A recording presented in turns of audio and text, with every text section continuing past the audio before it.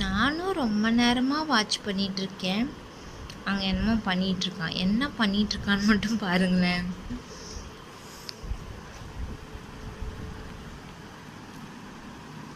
அகரா, என்ன பண்ணிகிட்ருக்க? ஆ, என்ன சொல்கிற? சத்தமாக சொல்லு. என்ன பண்ணிகிட்ருக்க? மெதுவாக வாயாசிக்கிறியே.